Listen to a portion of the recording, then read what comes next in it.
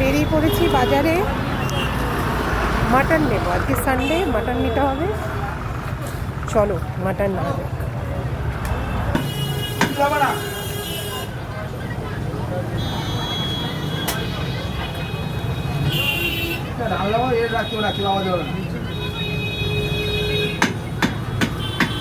সাবের run পুরোটাই দাও। বেশি দাম হয় না।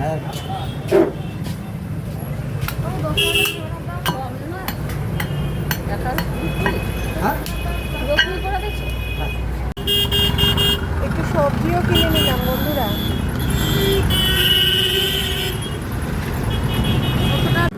মাটন নিয়ে এসে ধুয়ে মশলা করে একদম রেডি।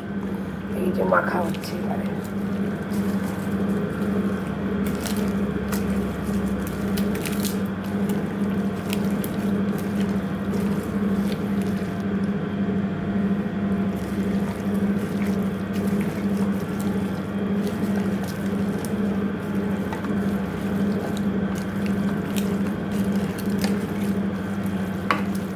ভালো করে মেখে নিয়ে তারপর বসাবো।